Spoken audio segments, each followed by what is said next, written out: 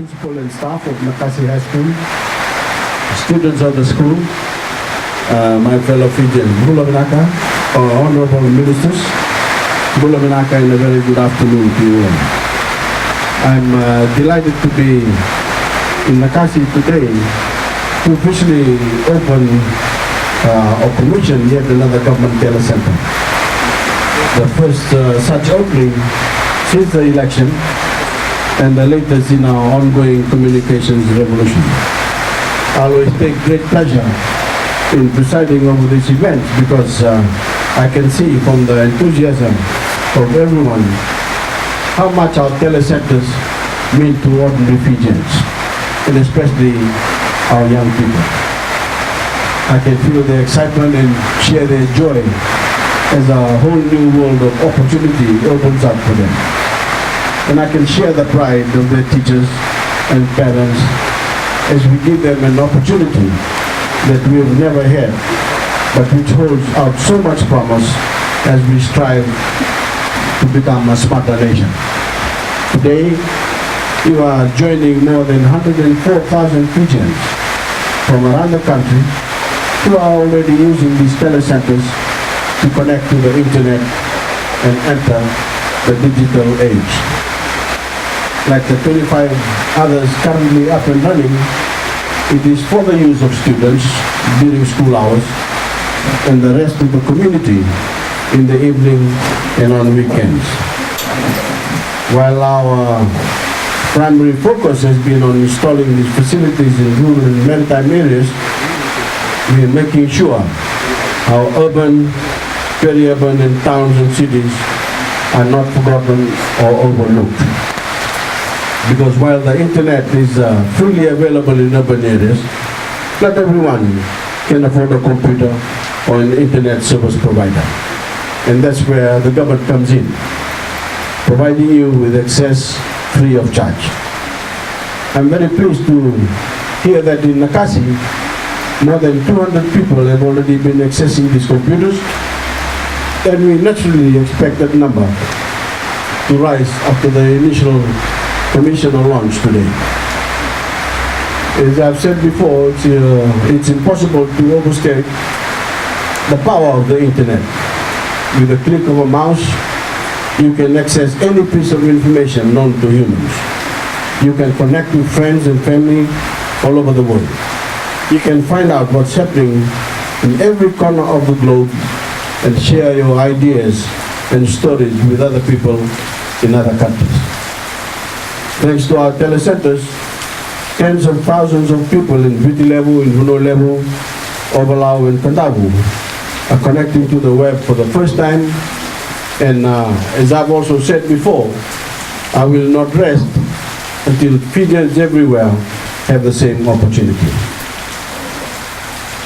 This afternoon, you'll notice that I'm not asking any of you today who you voted for or whether you support me or not.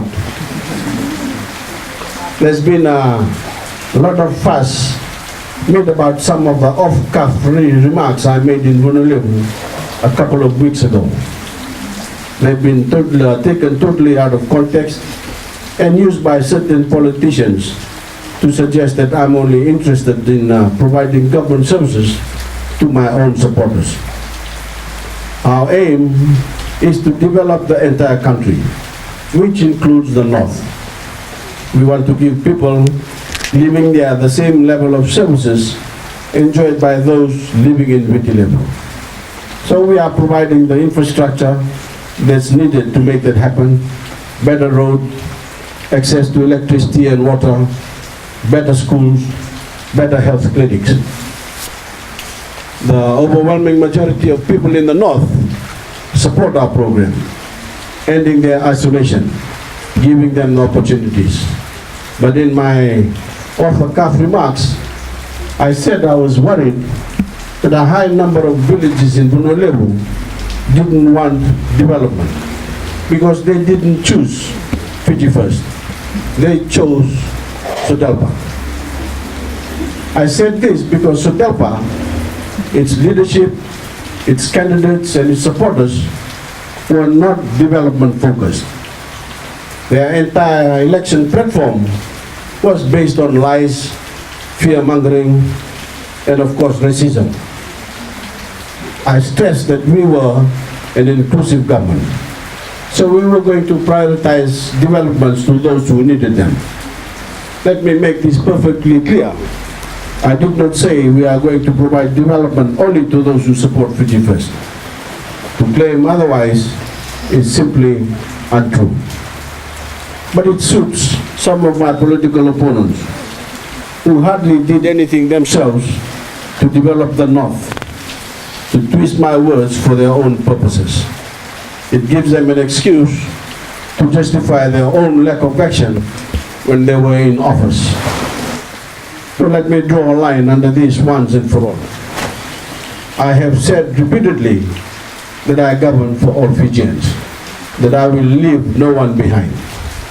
And I've been consistent about this right from the time I assumed office in 2006, right through the People's Charter, right through the years in which we made the reforms that were necessary to set Fiji up for a better future, right through the lead up to the first genuinely democratic election in our history, right through the election campaign, and right through my party's landslide victory.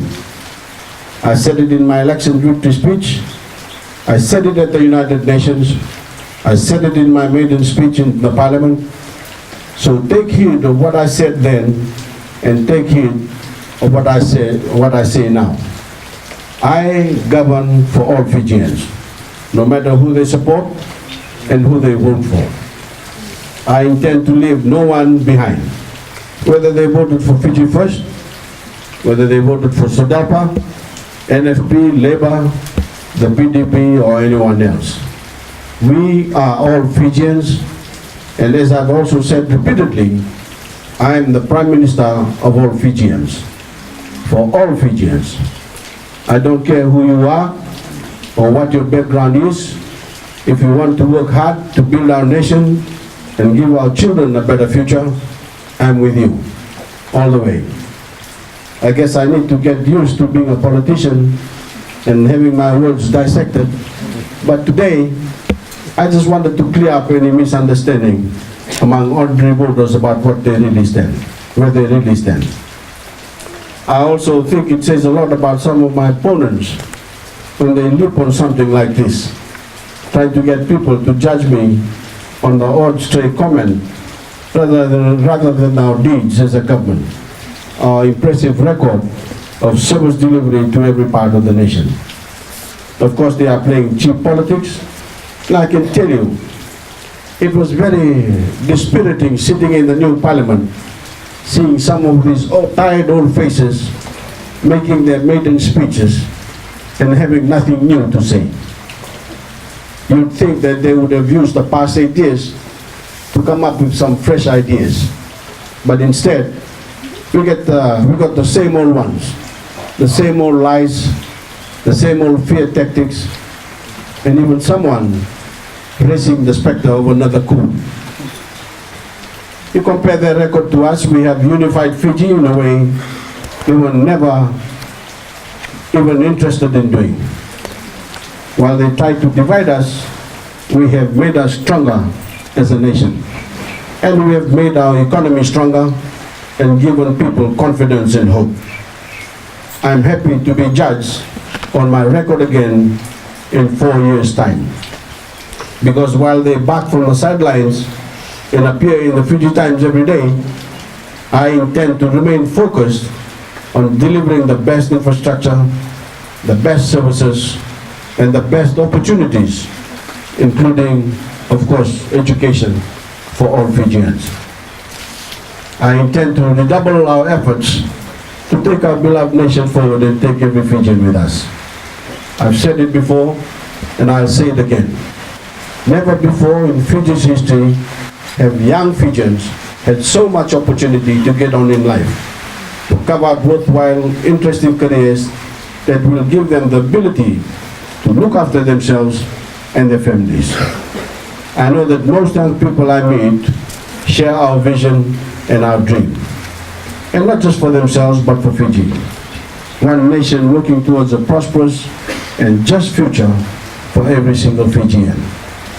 A Fiji that stands tall and proud in the world, a Fiji that is a leader in the region, a hub for trade, investment, and technology. This telecenter and the 25 others throughout the rest of the Fiji and counting is proof of that commitment, and I urge you all to make full use of it. I look forward to meeting more of you this afternoon, especially our young people. And now I have the greatest pleasure to officially declare the Nakasi High School Telecenter open.